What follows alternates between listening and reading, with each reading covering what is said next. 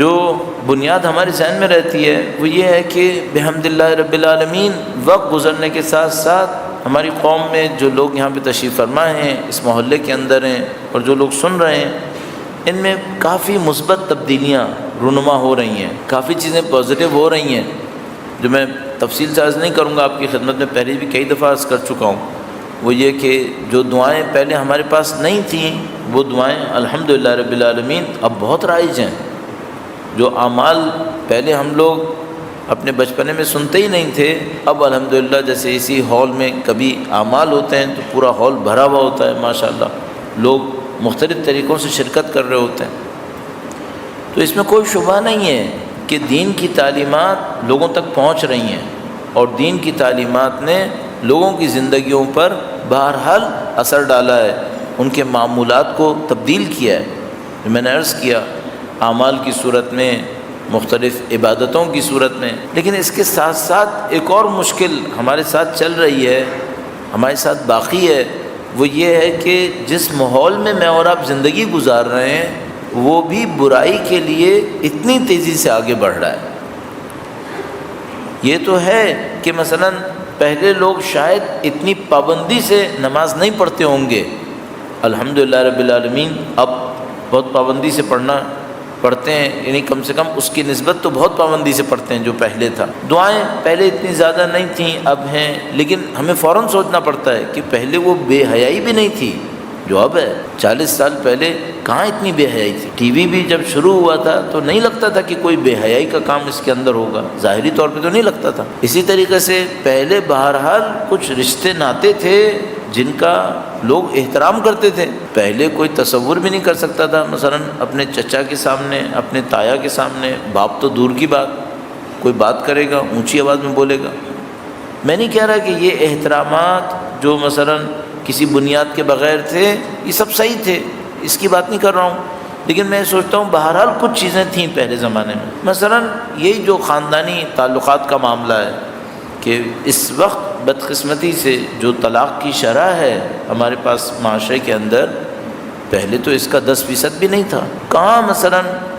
سینکڑوں ہزاروں گھرانوں میں کوئی ایک گھر ایسا ملتا تھا جس میں خدا نہ کرے نعوذ باللہ تعالی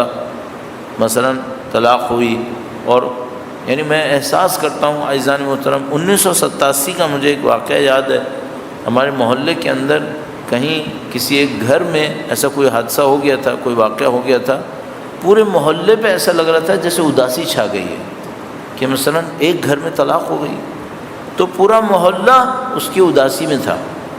اور مثلا جب ہم لوگ آئے تو سمجھ میں نہیں آ رہا تھا، ایسا رہتا جیسے کوئی نعوذ باللہ تعالی جیسے کوئی موت ہو گئی ہے پورے علاقے میں، کیا ہو گیا، ایسا لوگ اثر لے رہے تھے اس وقت کہ بھئی اچھا نہیں ہوا۔ اچھا کوئی اس وجہ سے لیتا تھا کہ بھئی معاشرے کے لیے اچھا نہیں ہے، کوئی یہ کہتا تھا بھئی رسول اللہ نے کہا تھا مجھے جائز چیزوں میں اس سے زیادہ ناپسند کوئی چیز نہیں لگتی، تو یہ سب باتیں تھیں۔ اچھا اب یہ نہیں ہے، اب بات بات پہ رشتے ٹوٹ جاتے ہیں، احترامات ختم ہو جاتے ہیں۔ تو یہ بات تو ہے کہ کچھ مثبت چیزیں ہو رہی ہیں، عبادتیں بڑھ رہی ہیں، لیکن اس کے ساتھ ساتھ جو مصیبت ہمیں نظر آ رہی ہے، مشکل نظر آ رہی ہے، اگر ہم اس کو مصیبت نہ بھی کہیں تو وہ یہ ہے کہ بہرحال برائیاں بھی بہت تیزی سے بڑھ رہی ہیں۔ تو ہمیں فوراً ایک بات سوچنی ہوتی ہے کہ عبادتوں کے بڑھنے سے وہ اثر کیوں نہیں مل رہا ہمیں جو ہمیں مل جانا چاہیے تھا۔ اب دیکھیے مثال کے طور پر پہلے ہم وہ دعائیں نہیں پڑھ رہے تھے جس کے اندر مثلا خدا سے روزی طلب کی جاتی تھی کہ خدا روزی دے، روزگار دے، تھوڑی بہت دعائیں پہلے بھی کرتے تھے، ابھی زیادہ کر رہے ہیں،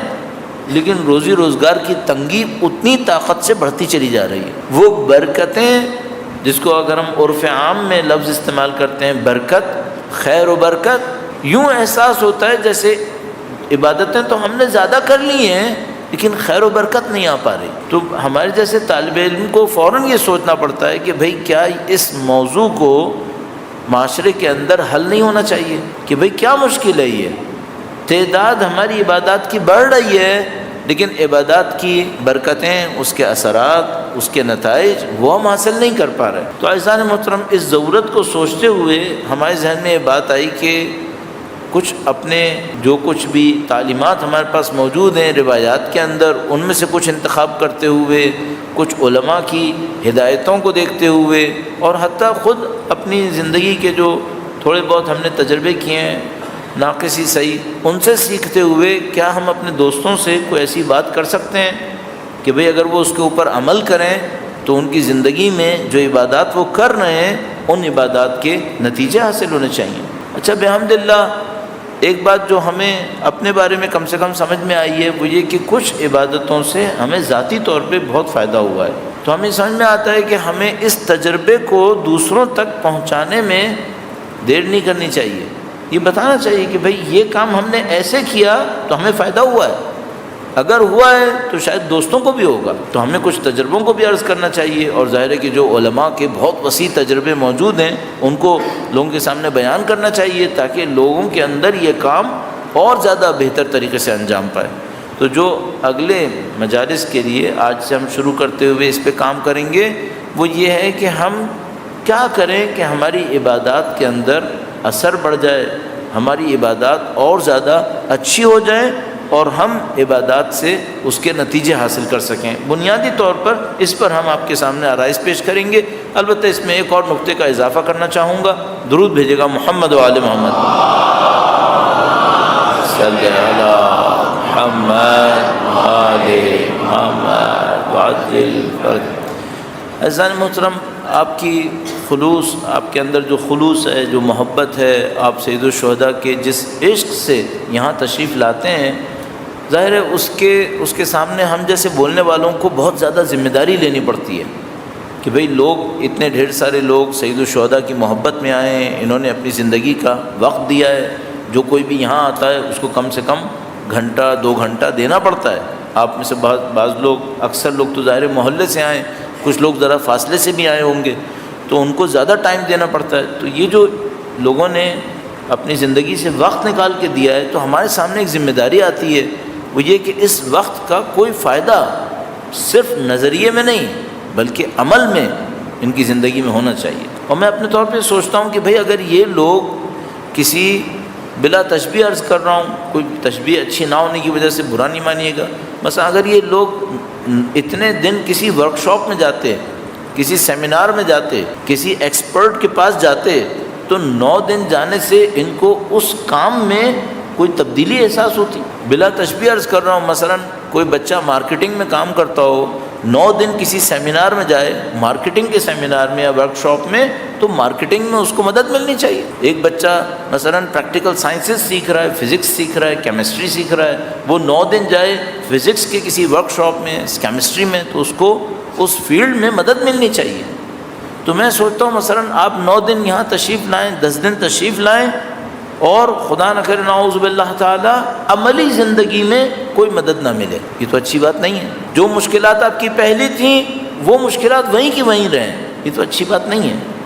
آپ کی اور میری زندگی میں کوئی تبدیلی آنی چاہیے، پازیٹیو تبدیلی آنی چاہیے۔ تو مجھے یہ سمجھ میں آیا کہ ہم صرف اس پہ بات نہ کریں کہ عبادتیں اچھی کیسے ہوتی ہیں نظریے کے اندر، یہ نہ کریں، بلکہ آپ کی خدمت میں کچھ عملی گزارشات بھی کریں، پریکٹیکل کچھ آپ کے سامنے کام دیں، پھر آپ وہ کریں بھی، اور کرنے کے بعد دیکھیں کہ بھئی اثر ہوا یا اثر نہیں ہوا۔ تو آپ یہ جو 9-10 دن یہاں پہ تشریف لائیں، میں آپ کی خدمت میں عرض کروں گا، گزارش کروں گا، وہ یہ کہ ہماری تمام تر کمزوری کے باوجود، بیان کے نقص کے باوجود، اگر آپ سے عمل کے لیے کوئی بات کہیں تو آپ گھر جا کر اس کو کریں، ضرور ایک آدھ دفعہ ضرور کریں، تاکہ آپ یہ دیکھیں کہ بھئی یہ جو کام ہے یہ آپ کی زندگی میں کوئی اثر دیتا ہے یا کوئی اثر نہیں دیتا ہے۔ اچھا، ہم آپ سے کہیں گے وہی جس کو ہم نے خود کوشش کر لیا ہوگا اور ہمیں یقین ہوگا کہ اثر دے رہا ہے۔ تو اگر ایسا نہیں ہوا تو ہم کہیں گے ہی نہیں پھر، یا اگر کہیں گے تو بتا دیں گے کہ بھئی کل ہم نے ایک بات سیکھی ہے، ہم بھی کریں گے، آپ بھی کریں۔ تو جو نہیں کیا ہے اس کا ہم بتا دیں گے، جو کیا ہوا ہے وہ تو کیا ہوا ہے، پھر اس کو عرض کریں گے۔ تو ہم یہ چاہتے ہیں کہ صرف نظریے کے اوپر بات نہ ہو بلکہ عمل کے اوپر بھی بات ہو، اور آپ لوگ باقاعدہ پریکٹس کریں اس کے اوپر، تاکہ انشاءاللہ ان چند دن آنے کے نتیجے میں اور سید الشہداء کی محبت کے صدقے میں ہماری زندگیوں میں